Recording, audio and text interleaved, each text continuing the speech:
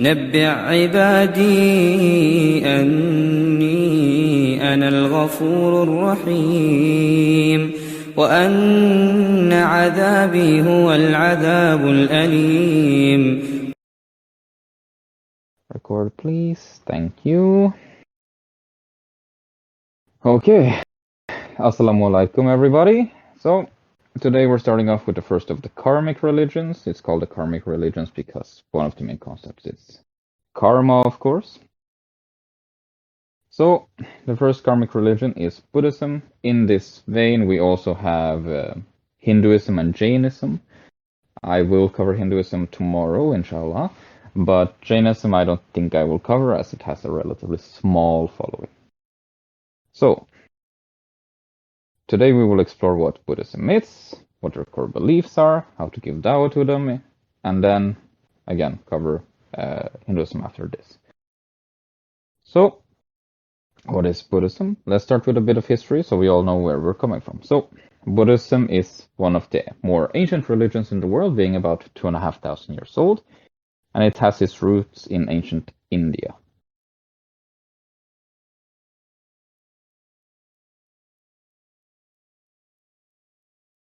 The world's front of the global population. However, almost all followers of Buddhism are located in Asia, and in particular Southeast Asia. Think countries like Vietnam, Cambodia, Laos, Thailand, around that area.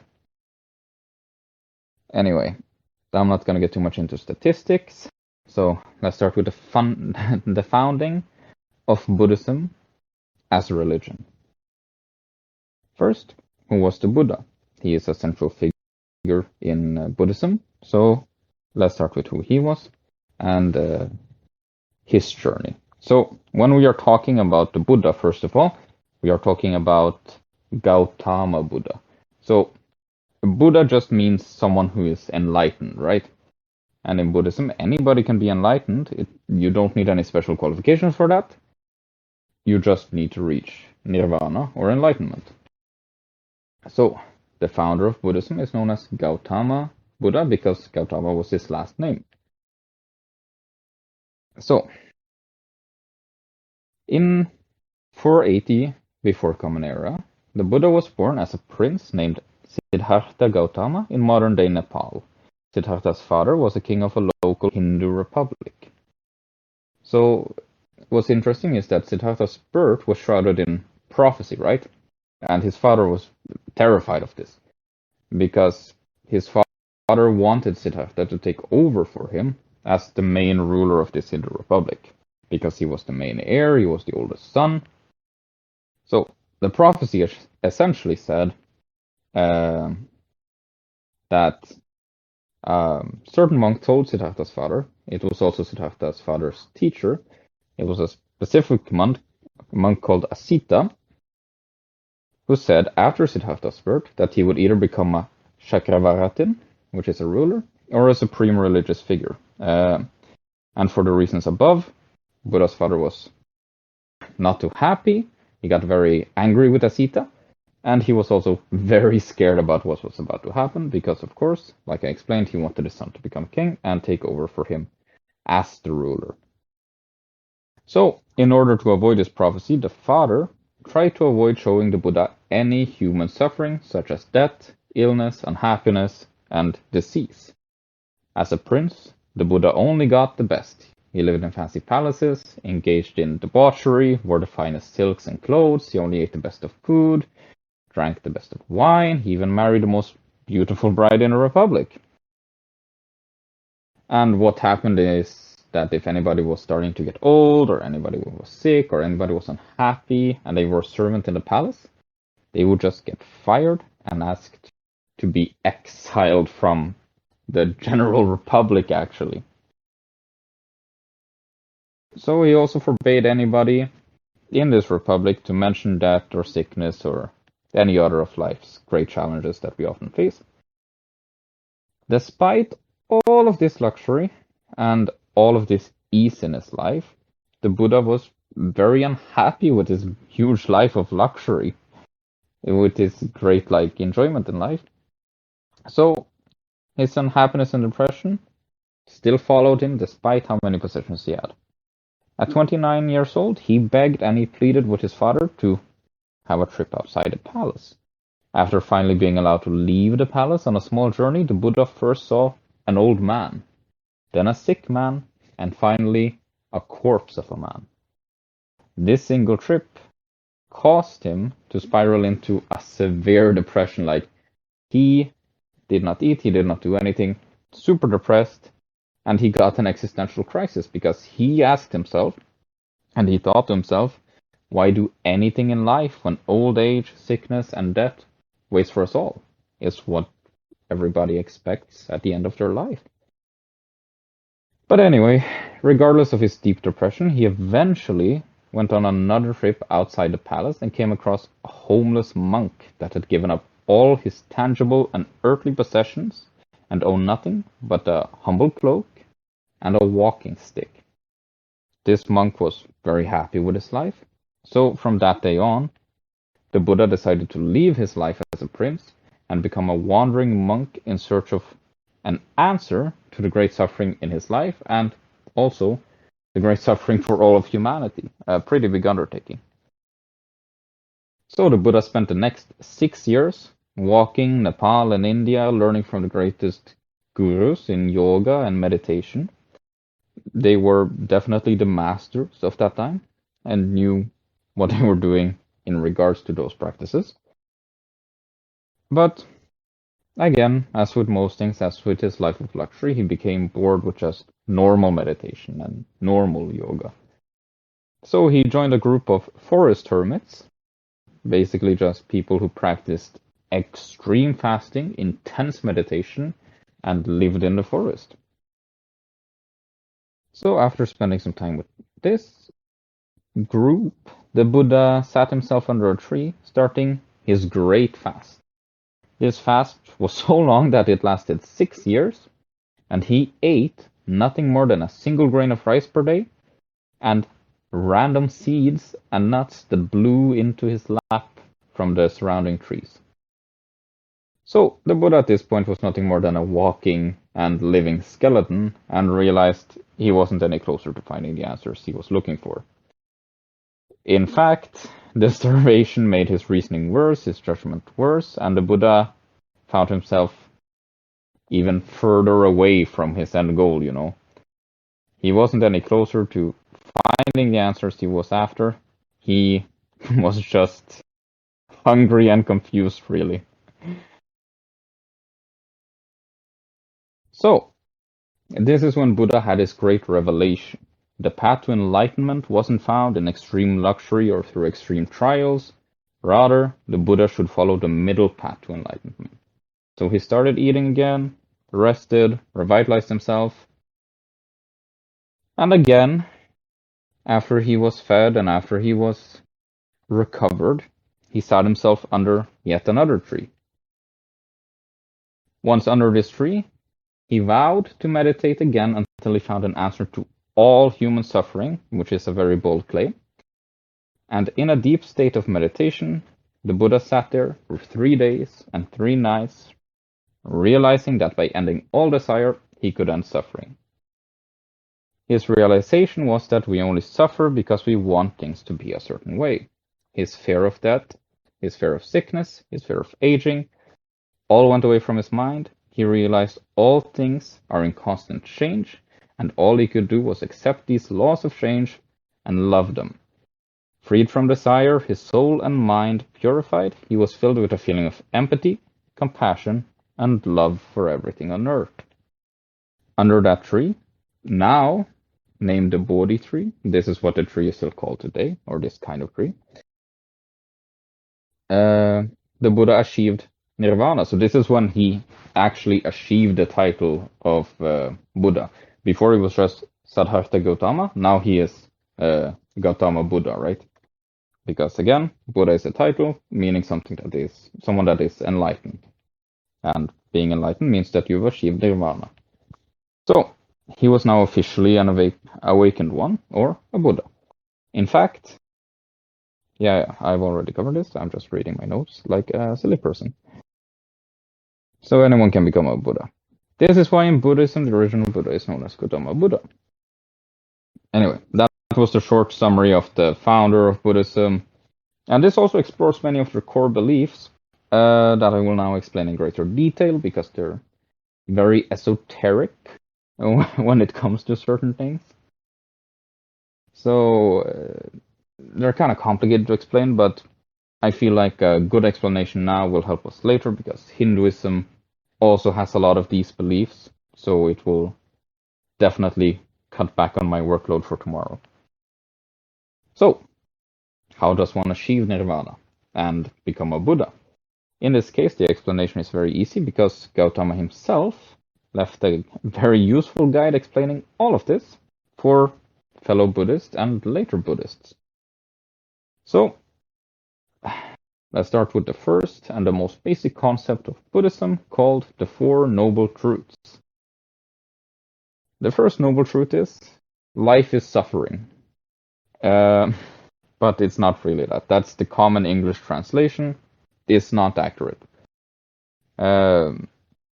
What the first noble truth actually is life is dukkha. Dukkha is an ancient Sanskrit word. It just means satisfaction.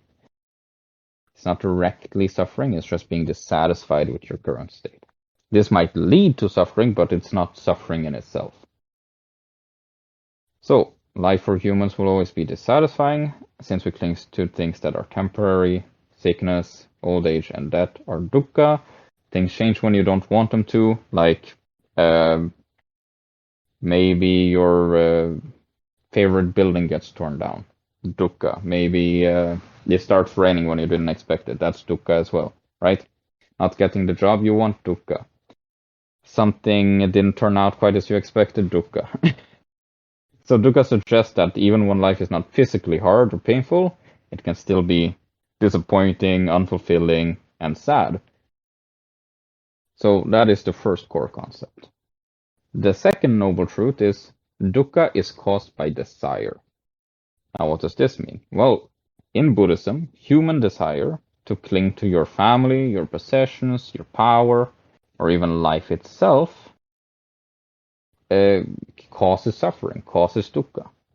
So humans end up constantly disappointed, dissatisfied, unhappy, as all of these things are temporary and subject to change.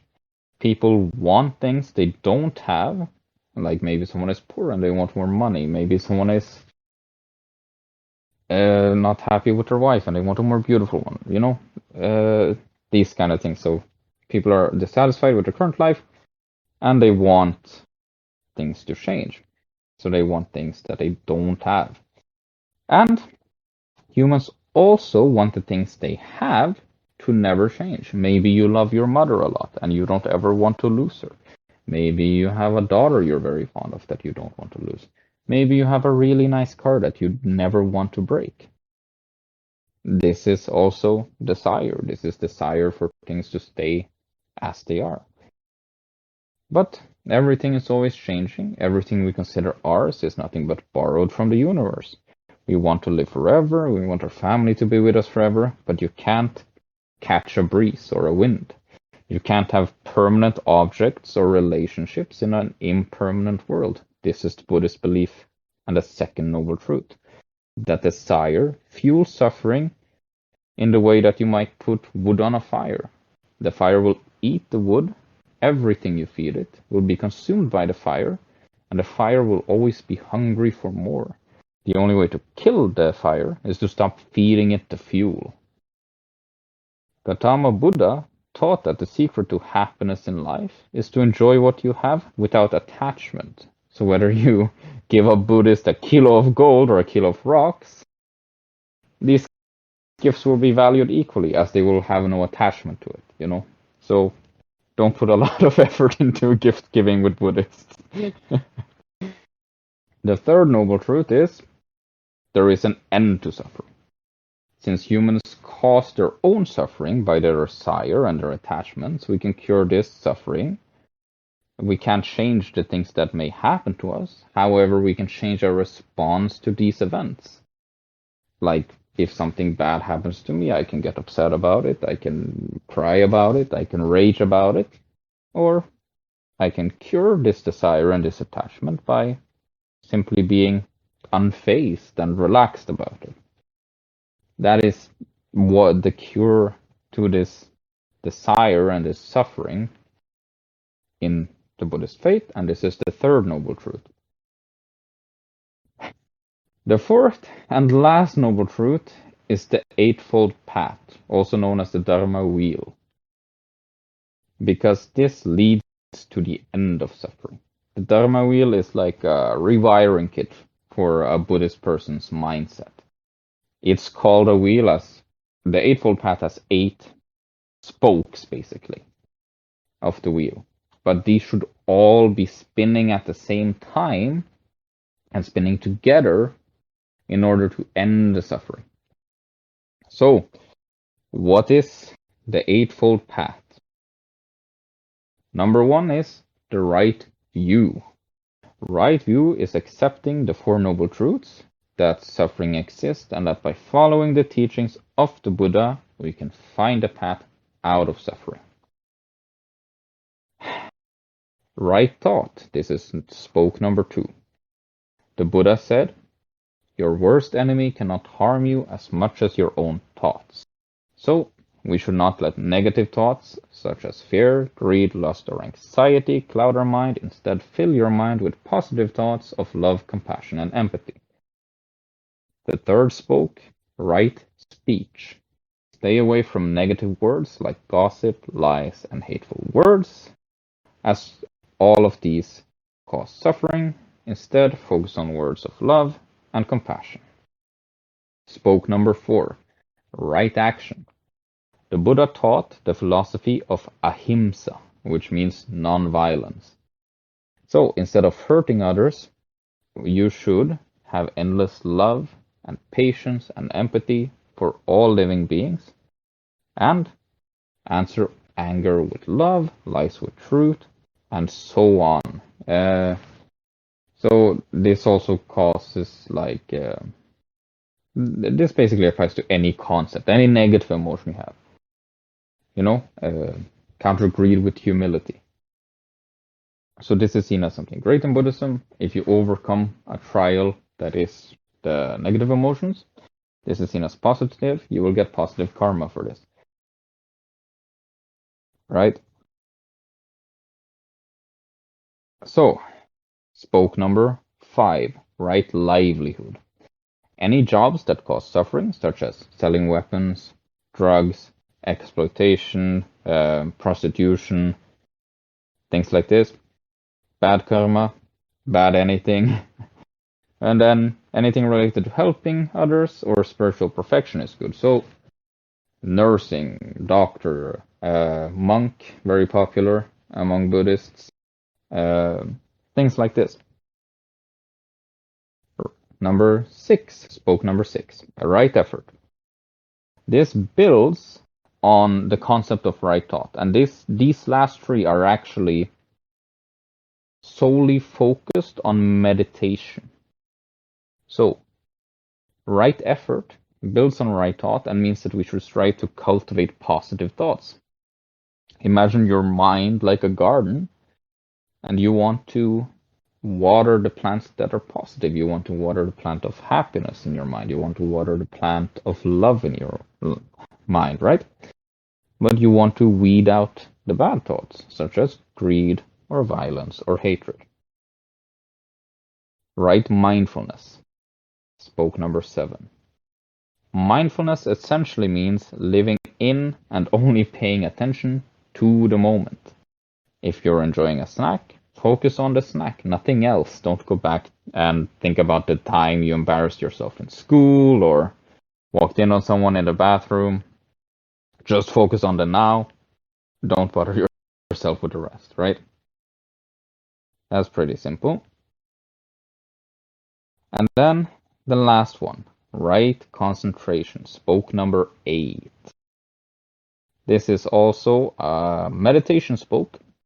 So, if we imagine mindfulness as a big net trying to catch most of our bad thoughts that may pop up, the right concentration is a spear. It should be used with great precision, and this spear is what people use in meditation. This is the single tool that most people, most Buddhists that meditate, use. This is focusing on a singular thought or an event in your life and why it happens. So you might have someone being rude to you, right? You're at work, someone's being rude to you. Then you will use right concentration and you will focus on, this person was rude to me. Why did I get these thoughts I'm having? Why did I react the way I did? Where do these thoughts come from? What effects might it have? So on. Now I want to, this is very basic. This is just scratching the surface of Dharma. I do not have time to cover it all, because each of these 8 spokes of the wheel have endless additions depending on what kind of Buddhist you are and what kind of religious text you follow in Buddhism. It would take hours, if not days, to cover. And that's not something I'm about to do. So this is the very basic of the 8-wheel path, or the Dharma. The main thing to take away from the Dharma is this.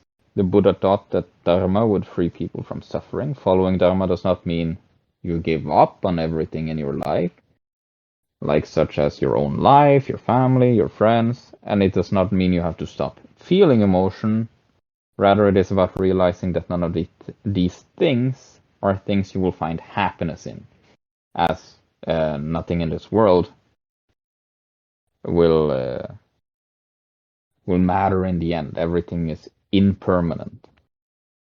So you should clear your mind of all attachments. Along with Dharma and the truths, we have some other core beliefs in Buddhism. First of which, and probably most important, is karma. Karma is another ancient Sanskrit word meaning actions, but only actions that have consequences. When you commit good or bad actions, it causes a chain of consequences that will come back to you in this life. So, Buddhists view karma like a natural law, so like gravity or time. And rather than a system of reward and punishments, it's a system of cause and effect. Think of karma like a seed. If you plant a banana seed, you will grow a nice banana tree. If you plant a seed of violence, you will have a tree of violence. If you plant the seed of murder, you will have a murder tree. And as you sow, so you shall reap. According to Buddhism, if you want to look at your past karma, look at your present body, because depending on the karma and depending on your actions, you will be reborn as something, right? So if you are reborn as a pig, you probably did some pretty horrible stuff. If you were reborn as a human, you're probably fine. And if you want to know how your future life is gonna look like as a Buddhist, you look at your current mind and your current state of mind. Because the Buddhist belief is that if you follow the Eightfold Path, and if you stay true to Dharma and the Four Noble Truths, you will hopefully reach enlightenment, nirvana, and break free from the cycle of rebirth.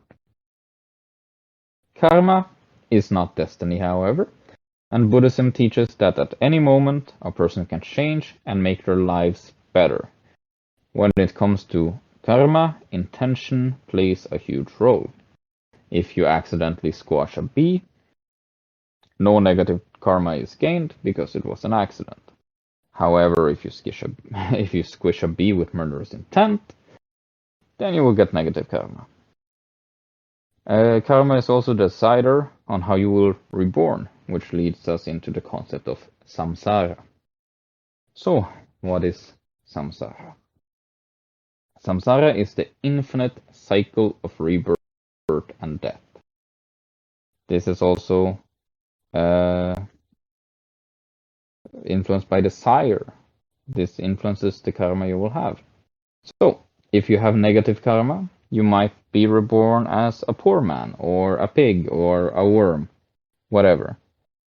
Whereas if you have good karma, you will be human again. Funnily enough, this is where it's interesting. A woman is seen as less valuable in Buddhism. I did not know this, I found this out, but in reading this, if you are a woman with a lot of karma and you follow the Dharma and you follow the Four Noble Truths, you will not reach nirvana. Instead, you will be reborn as a man and then be given the chance to reach nirvana, which is hilarious. So, if you have good karma, you will be human again. Human male is the ideal form because that is your chance to reach nirvana. So Now, you're nirvana, saying yeah, women evolved to men in Buddhism. That's their yeah, best form. yeah. There is no female Buddhas as far as I could tell in my research. So if you're a woman and you do a lot of good actions, you will just be reborn as a man after you die, which is wild.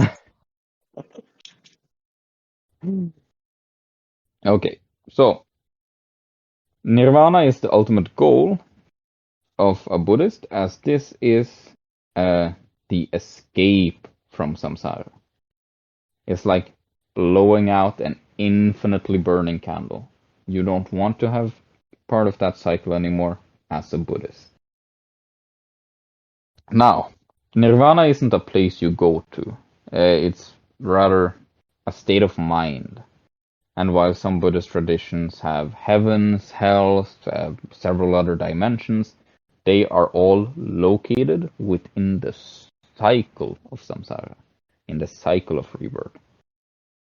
In these Buddhist traditions, they have gods and they have devils and they have various other beings that, for example, if your karma is good enough, you might be reborn as a god in one of those heavenly realms, right? Or if your karma is bad enough, you might be reborn as a devil. That being said, there is no monotheistic god in Buddhism. So this isn't like Islam or Christianity or anything like that.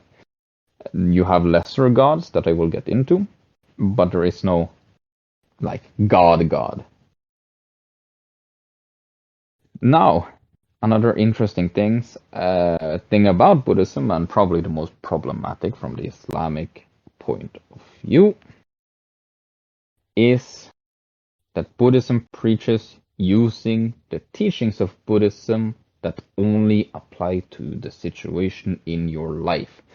So, the current Dalai Lama said, if you find that the teachings suit you, then apply them to your life as much as you can. If they don't suit you, just leave them be. This is a get out of jail free card, basically. He's saying, you should be non-violent and stuff like this, but you know what, if it doesn't suit you, just go murder some people. just, just be Islamophobic, do whatever you want. Which is a very strange belief to have, and it has the potential for being very problematic for us as Muslims. I'm not saying like it necessarily is, but it has huge potential to be like devastating to anyone. Would their belief of karma maybe play into that? Like, if you do bad things to people, then Yeah, but like you have to remember that since they don't have the concept of heaven and hell, yeah, you have a bad karma, but it's not a direct punishment. You can always just make it up in your next life.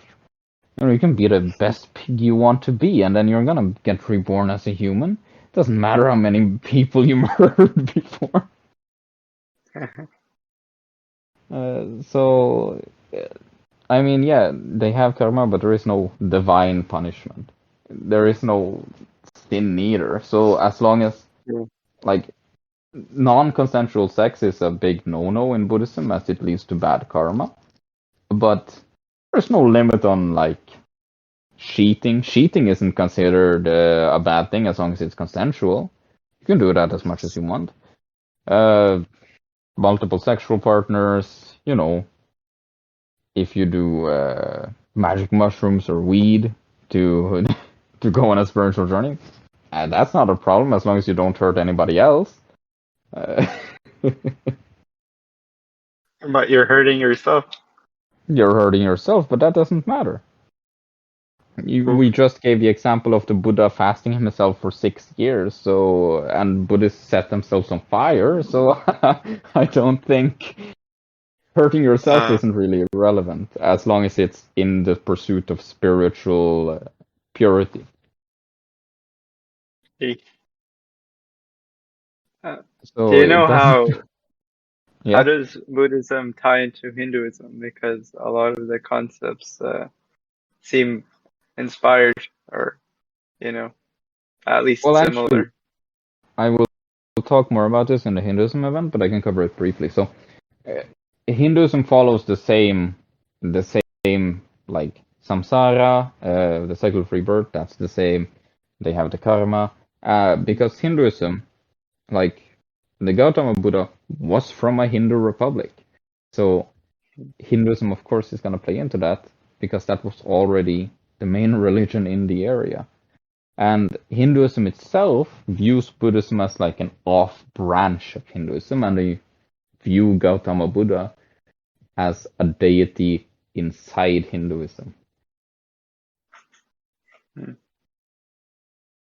And so it plays a lot into it, and I will cover that in the Hinduism event because it's a lot to get into. If I'm gonna list all the similarities in this event. Yeah. I believe that's a bit like Sikhism as well. Yeah, sorry, that's another tangent. I'll stop now. Yeah, it's another tangent. Now, okay, so Buddhism has two major branches of like main belief Buddhism. You have Theravada. Theravada means school of the elders. So, for Theravada Buddhists, following traditional Buddhist rituals, Buddhist tradition laid forth by the senior members, ancient members of Buddhism, really the founders. And then some text. Reading is mandatory. They read from a series of texts called suttas, which are based on the oral teachings of the Buddha. So imagine like hadith or something like that. This is the Buddhist equivalent, basically. These suttas date back to the time of the Buddha and are written in ancient Pali, which is why these teachings are known as the Pali Canon. So this is the very traditional, very minimalist form of Buddhism. For example, if you're gonna be a monk there, you have some very specific tenets you have to follow. So one of them is that when you sleep in a Buddhist temple, you're not allowed to sleep in a comfortable bed, which has to be absolutely awful if you're a monk for 30, 40 years. You're, of course, an obligatory vegetarian. Not full vegan because you're allowed to eat things like eggs and you're allowed to have dairy, but you're not allowed to eat meat or fish or birds or anything like that. And that's like some of the monk beliefs for the Theravada monks. The second branch is called Mahayana. This is where all the Buddhist gods come from. This is where the Buddhist concept of hell and heaven comes from. So, the Buddhist monks. These are bodhisattva, and they are beings that reach nirvana, but for some reason or another decided to samsara, which is the cycle of rebirth, to help others attain nirvana, or help with the other facts of life. And many Buddhists pray to the bodhisattva. Now, bodhisattva and Mahayana Buddhism is mainly prominent. It's not in all of the Buddhist countries, but it's prominent in Nepal, Tibet, Korea, Japan, and Laos, I think, are the main countries for Mahayana Buddhism. Mahayana also contains sub-branches. This is where you have things like Zen Buddhism. This is where you have things like Pure Land Buddhism. Though the most important of these sub-branches are Vajrayana, or Diamond Vehicle, which is the main branch practiced in Tibet with many mystic traditions, secret rituals, and supernatural beings. So, for this, I will bring up an example, which is the selection process of the Dalai Lama. Dalai Lama is the main leader, and he practices this Vajrayana form of Buddhism. So, the Dalai Lama has died. How will you find a new Dalai Lama? So, if the Dalai Lama dies, he is then cremated and reborn. So, the person tasked with finding the Dalai Lama is someone called the Panchen Lama, which is the second most important person in Buddhism. The Panchen Lama is taught the very specific rituals to find the Dalai Lama. So this might include specific questions to the children they are seeking out and how the children will answer them. This includes some of the Dalai Lama's previous toys from all of his reincarnations. So they might have 3 or 4 or 10 different toys that are equal, but only one belongs to the Dalai Lama, and if a kid picks that, that's an indication that he really is the Dalai Lama. Of course, nobody knows these specific rituals except for the Panchen Lama, as, you know, people would just train their kids to make sure they pick out the right toy and answer the questions correctly, so it's a bit of a secret process. But here is where it becomes very interesting. In 2008, the Panchen Lama was kidnapped by the Chinese government, and nobody knows where he is. After that, the current Dalai Lama said he's just not gonna reincarnate anymore. He has flat out said that the line of main spiritual leaders in Buddhism ends with him. He's stopping it. So, I mean, this is crazy that it's happening currently. That we might see the amount of Buddhist followers drop rapidly as their main religious leader just disappears and refuses to reincarnate again. It's crazy. But it's the current state of the world. And for all purposes, the Panchen Lama who got kidnapped by the Chinese government, I mean, he's probably dead. They installed a puppet one. He probably has no clue how to find the Dalai Lama, and the Dalai Lama is not going to reincarnate anymore. So, yeah, that kind of Buddhism dies with him. There's no more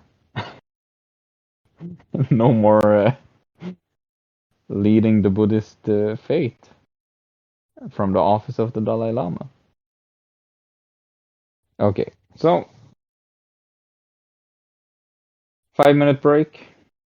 Ask any questions you want, and then we will move on to how to give dawa and similarities we can play on, and refuting some of arguments and stuff like that.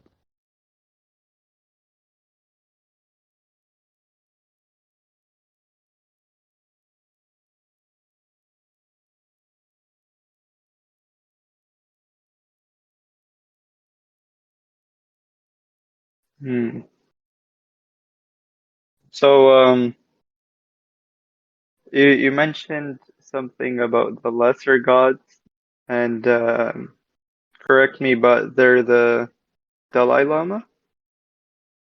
Oh, the Dalai Lama is the old guy who used to live Okay. in Tibet.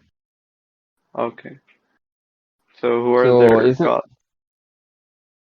Well, they have quite a few. It's like Hinduism. So Mm. they have, the god of pain, the god of suffering. I'm not gonna try to pronounce their names because they're like insanely hard and written in old Sanskrit. I'm struggling with just these pronunciations right now, and I had to look them up and practice them before I tried. Good job. I mean, I'm not Buddhist, but it sounds pretty accurate.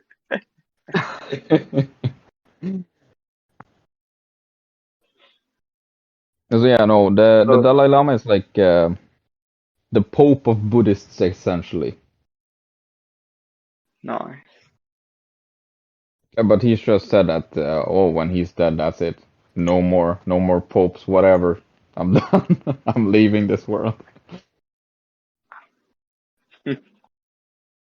I mean, he essentially pulled a kind of the SpongeBob meme. I'm gonna head out. Yeah, basically, he's like, I'm tired of the Chinese man. I'm not gonna reincarnate anymore. There's Do that they snowy believe in do they believe in like a singular cause of the universe, like a supreme god, or what should I No, call it? there's no concept of supreme god in Buddhism. Basically, they believe that everything is inside this rebirth cycle, right?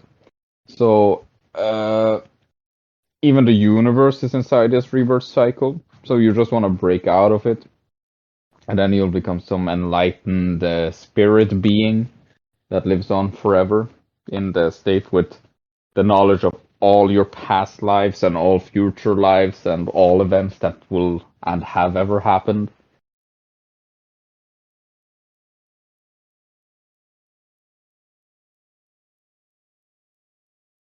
So it's some pretty crazy stuff. So no, there's no god in Buddhism. There's just various minor deities that are just people who've become enlightened and decided, eh, this world's good enough, they need my help, and then just stuck around.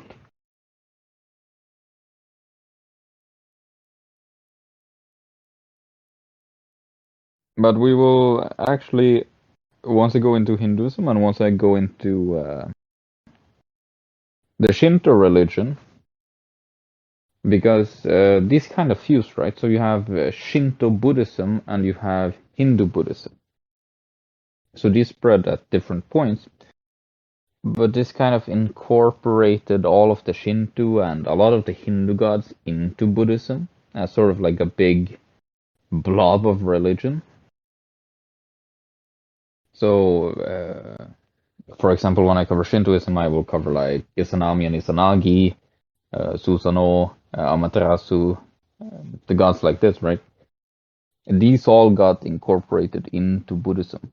And this is why you will find like Hachiman, which is in Shintoism he is the god of Bushido, the god of eight banners. Eight banners is added on later in Japanese history because he then started becoming a Shinto Buddhist god, which is why he has eight banners to represent the Eightfold Path or the Dharma wheels.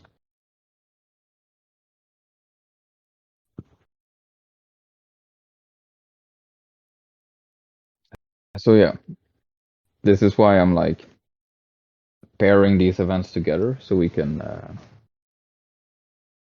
so we don't lose completely the context of the religious concepts that we're talking about here, because there are so many similarities in these religions that explaining them here and now means I can just do a brief overview of it once we move on to the proper Hinduism and Shintoism things. But I can talk about some of the lesser branches of Buddhism, because some of you might not have been around when I talked about it. So I told one here with Brother Seeker of Light, which is in Japan, only in Japan specifically, there is a Buddhist branch that does self-mummification. Yeah, Shintoism is the Japanese religion, or the amalgamation of Japanese folk religion, basically. So yeah, these Buddhist monks in Japan are called Soku Shinbutsu. So what they do is they observe an extreme form of asceticism and fasting to the point of death, and then they enter mummification while they are still alive. Right? And they, if you go to some of the Buddhist shrines in Thailand or in Japan, you might find some of these like perfectly preserved Japanese guys that have self-mummified. Only 24 of these self-mummifications have been discovered ever. So there's not too many of them around, but they are there. And the oldest one, I believe, is 550 years old, like the corpse is.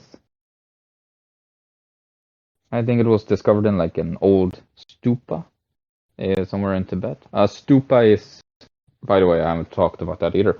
A stupa is a Buddhist temple, basically. It serves as both a funeral place, a funeral dome, and a temple of prayer, because you want to, in Buddhism, there is a lot of grave worship. There is a lot of venerating the dead. So often you will go there and you will pray to give good karma to them. You will pray to ease their reincarnation, right? So this is very, very popular. Anyway, back to the self-mummification. So, specific region in Japan called Shugendo, and it is between the, it's a mix between the Vajrayana Buddhism and Shintoism. So Vajrayana, which you remember, is the main form practiced in Tibet and a few other countries that has the Dalai Lama.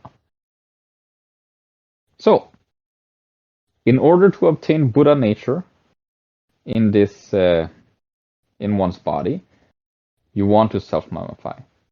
This practice was perfected over a period of time. I don't remember exactly how long. It was a couple of 100 years at least.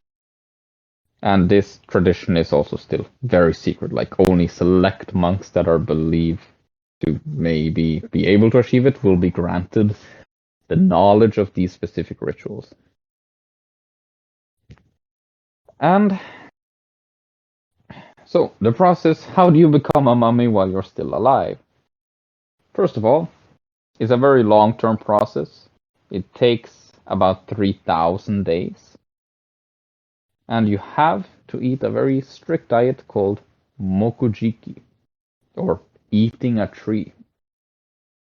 So you're not allowed to eat cereals like rice, wheat, barley, anything like that. You are only allowed to eat pine needles, pine resins, seeds found in the mountains.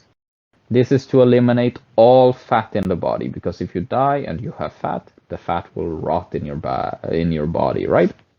Simple enough. But if you do it too much, if you fast too much and you meditate too much, you will then die before you can become a mummy. So, increasing rates of fasting and meditation leads to starvation. The monks will then slowly reduce their liquid intake, stop completely. Then you dehydrate the body, you shrink all of the organs. Then the monks would die in a state of jhana, which is meditation, while chanting the Nenbutsu, which is a mantra about the Buddha. A mantra is basically just a short sentence that enforces a specific belief, right? So, following this strict diet and then just dehydrating your body completely, then you will become preserved as a mummy. The way the other monks around you will know if you're a mummy is that you get served a specific tincture every day, kind of like water, but not really. And then you ring a small silver bell. So the other monks around you will know you have died when you stop ringing the little silver bell for a few days. And then they will leave your body in this cave because you don't want too much moisture, or else, your body will rot again.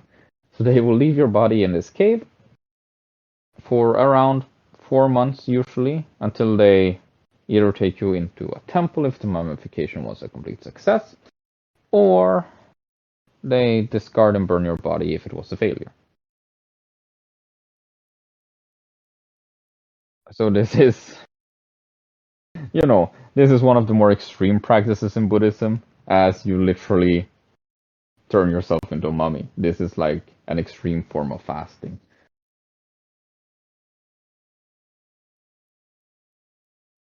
Okay, enough tangents for today, I think. So, how to give dawa to Buddhists, how to find common ground. Well, the first thing we can definitely play on when we meet a Buddhist and we want to turn them to Islam is that we can play on their rejection of desires, right? This is something we both have in common. They want to remove worldly desires completely. We have a lot more leeway in that case in Islam. Like, we're allowed to have desire towards our spouse and our partner. We're allowed to have desire for things that Allah has said are good for us. But of course, a Buddhist is not allowed to have any desire for anything whatsoever. So this is a very good point to play on if you are trying to find common ground, as cutting them a bit more leeway might be enticing to them. And also, like, if they want to stick with their tradition of self-discipline, Islam can offer that. Not to the same extent as the Buddhists might require of you, but Islam is also very much a religion of self-discipline and controlling our desires for things that are not good for us in the eyes of Allah. Now, that is the main similarity I would definitely play on when it comes to Buddhism. There are a few other minor things, but I don't think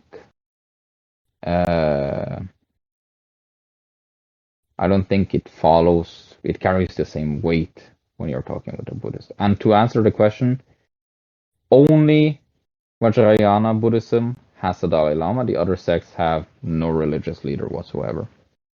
They just have the original Gautama Buddha, and then any Buddhas after that to like follow their teachings, but they don't have a current religious leader. But yeah, play on the similarity of self-discipline in religion. That is a very important spiritual concept to a lot of Buddhists. So if they can feel that spirituality while still being ingratiated into Islam, that's great. Why not? Feeling a sense of achieved spirituality is something that is not at odds with Islam. We're allowed to feel spiritually fulfilled when serving Allah. That's a good thing, right? If we are content and happy when we pray, if we are content and happy when reading the Quran, this is just all positives. So if they can apply that to Islam and we can turn to Islam that way, mashallah, you're doing a great job. That's the thing that would carry the most weight, and that's the thing I would recommend you focus on. As for refuting a Buddhist, it's not really that easy to refute them, but you can call some things into question that might lead them down the right path of thinking that we want. So, what can we call into question? Well, Of course, an appealing concept might be our concept of Jannah, because, like, unless they reach Nirvana, they are stuck being reborn forever, which, yeah, maybe not all Buddhists find as appealing. Definitely a thing to play on.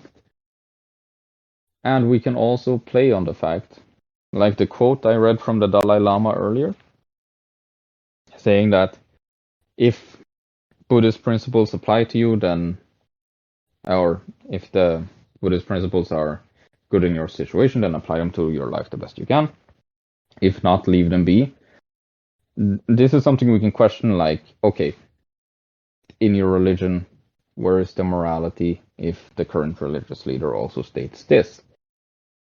Like, okay, if you don't apply any of the Buddhist teachings, what is stopping you from murdering or raping or doing all of this stuff? Like, do you not want to have a greater sense of morality in your life?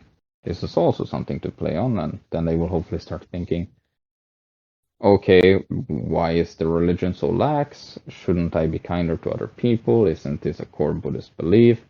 Let me look more into Islam. And they will hopefully read up on it, and we can guide them that way. It's also something I considered, like, maybe a bit more hostile interaction than the finding the common ground, because this isn't common ground, but I think it will eventually lead down to the right path of questioning with a bit of nudging from our side. So again, since Buddhism, like, they call it a religion, but it's more like a view on life, as it doesn't really match many religions, but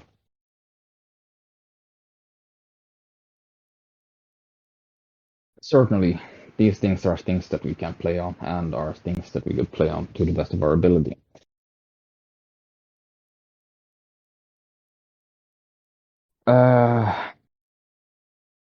What else? Yeah.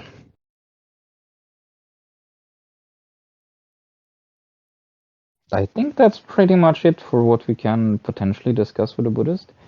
If they are a woman, we can certainly say that they are not valued as lowly as in Buddhism. For those of you who weren't here,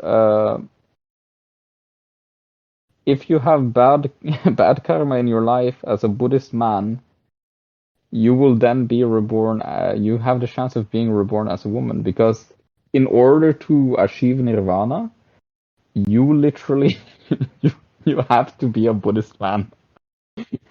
A Buddhist man is like the height of the rebirth cycle. So if you do a lot of good deeds as a woman in Buddhism, you will not reach nirvana. You have the chance of being reborn as a man, and then you can try to reach nirvana as a man instead. Horrible view on women, on women in general. But if they are a Buddhist woman, this is definitely something to bring up, as I think they would like having more rights than they get in Buddhism.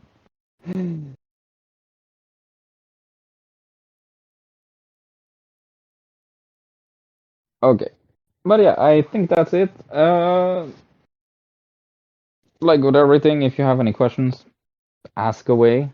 And I'm also making the huge reference document for all these different religions we're covering. That will be posted so we can reference back to them. And as always, if you're talking with someone of this faith and you have questions you can't answer, or you get self-doubts about Islam when talking to a Buddhist, feel free to talk with me, you know. My door's always open. I can always talk about this in a more casual manner instead of the event form that is presented here, and I can dispel any doubts you might you might have about Buddhism or any doubts you might get in your own mind when talking with these people of different faiths, because that is always a risk we carry, right? We are giving Dawa, but that doesn't mean we are immune to questions and doubts ourselves. So having someone you can talk with or having someone you can ask these questions to is the best way to deal with that, in my opinion at least. So I'm always open for dispelling any doubts or talking in more detail if it is needed.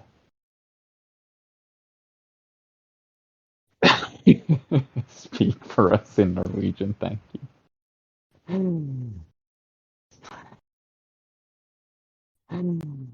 Well, I mean, okay, hang on then. Brother Tai Tai has heard this before, so he's not gonna be shocked, but he heard me speak really fast Norwegian, was kind of stunned.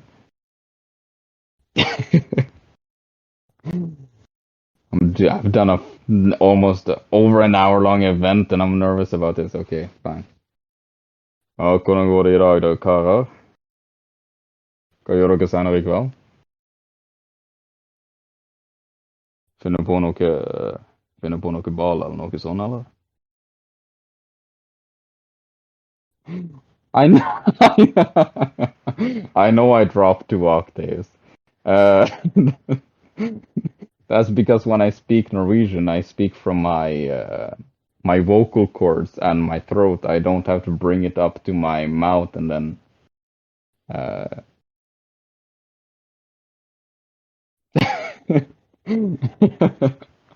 but yeah, I don't have to bring the air up to my mouth and then form the words there. I speak directly from way down deep in my throat, so it automatically sounds a lot deeper. Which is very fun because if I get angry, I can yell at somebody in Norwegian and they get the life scared out of them because I also have a lot better volume control when I'm speaking Norwegian. And I can be way louder.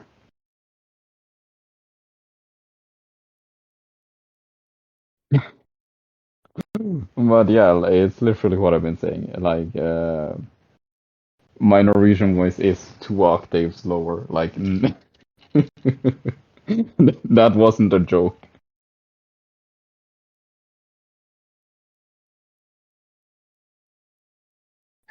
You don't want to hear that? You're good? Okay.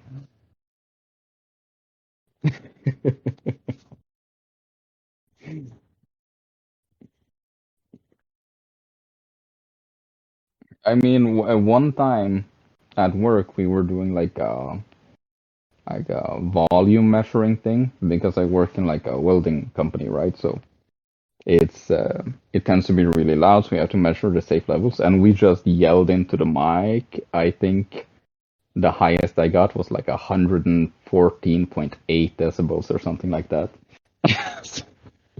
So you can imagine my Norwegian voice with that kind of volume, and yeah, you get a good idea of why I don't become Norwegian angry. Or try not to, at least.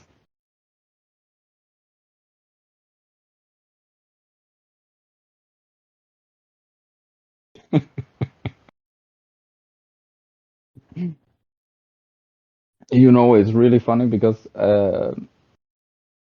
my wife and I visited my brother, and my brother and his kids and like our family are very used to yelling at each other when it's like dinner and stuff.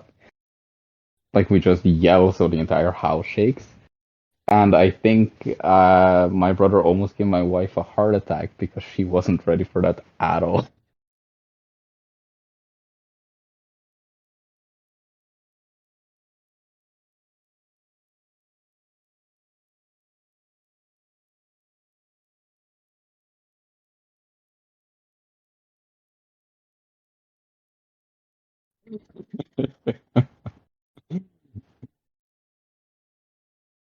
But yeah, the volume control in Norwegian is is much better. I can do like an example because I mean, I'm not gonna like yell, but jeg kan gå for å snakke sånn som det her, og så i en setning bare skru det opp med en gang, sant? Og så kan jeg gå helt ned igjen med en gang.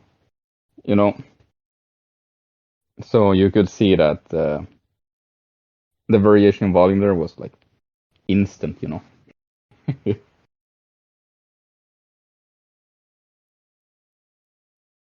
And this is like minimal effort for me. Like, I'm not even losing any air. My throat isn't hurting a bit from doing it. The volume just changes instantly if I wanted to, because it depends on how much air I get through my vocal cords when I talk.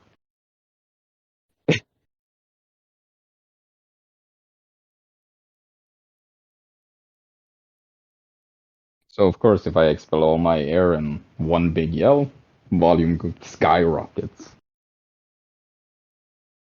Speak my which one? I know 7.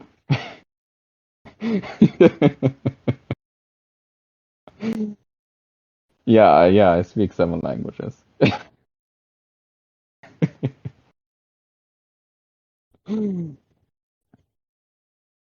The the rune one. Do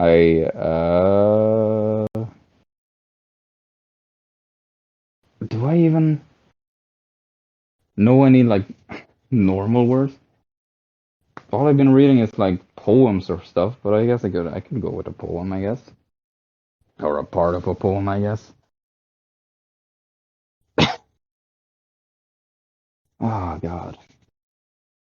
I'm probably rusty. I haven't actually spoken it in a while, but Jot spiljegarlar halgart indi. Mairjog minni mögo heimdalar.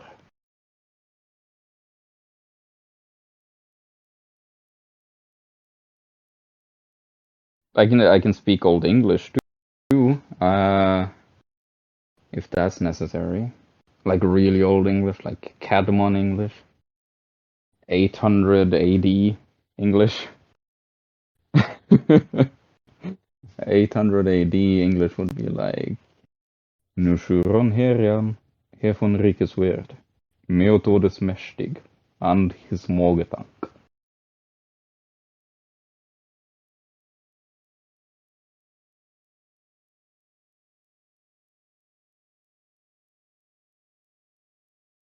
Yeah, that's Old English. That's not like uh, that's Old English from way before Shakespeare and stuff like that. That's Old English that is incomprehensible to most English speakers. You can find it if you read like the original Beowulf, or Cadmon's Hymn is a good one.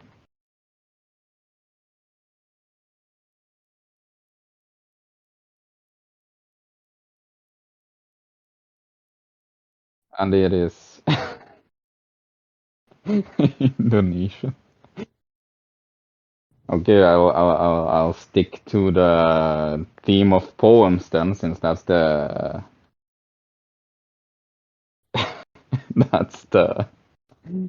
that's the topic apparently. Indonesia, tanah airku, tanah tumpah darahku, di sanalah aku berdiri, jadi pandu ibuku.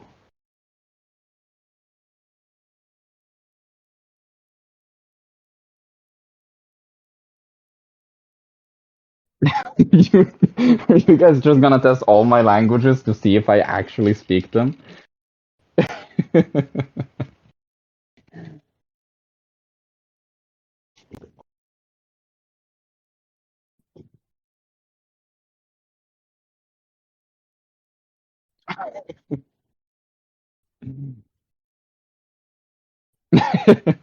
Well, I don't know. I speak Dragonborn. No. My Arabic sounds so bad. That's no. That's the one thing you're not gonna get from me yet, because that's awful. Let's say, okay, assalamu alaikum.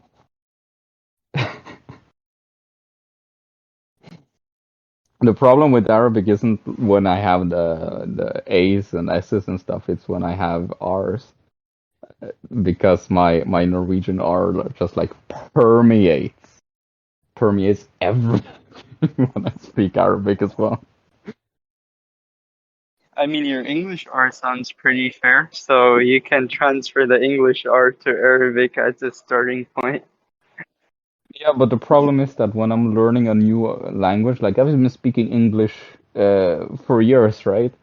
Arabic is something like relatively recent, so it sounds kind of no, it's gonna sound so bad. I'm gonna butcher it. No way. Al-Fatiha in my voice it's there's so many R's. You're not gonna. No, not yet. I'm not brave Double enough the for that. reward, inshallah.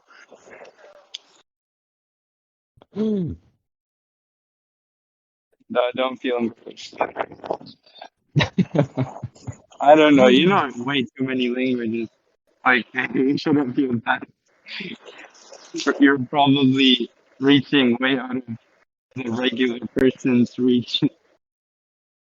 Well, like many of the languages are kind of easy because if you speak Norwegian, Icelandic, like Icelandic, Swedish, Danish, super easy. Nice. IKEA languages. That sounds IKEA so languages, real. yeah. Okay, I'll try. Omae wa mo shinderu. Oh, nice. Is that Japanese? That's what Shaima wanted me to say. So more emotion, more rage. It's like middle of the night. I'll wake everybody up.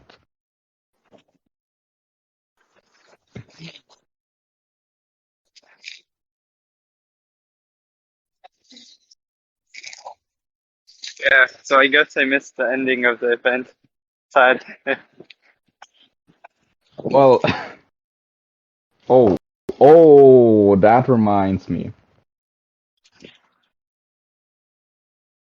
I should probably stop the recording because this is just ranting. وما خلقنا السماوات والأرض وما بينهما إلا بالحق وإن الساعة لآتية فاصفح الصفح الجميل إن ربك هو الخلاق العليم ولقد آتيناك 7 من المثاني والقرآن العظيم لا تمدن عينيك إلى ما متعنا به أزواجا منهم ولا تحزن عليهم واخفض جناحك للمؤمنين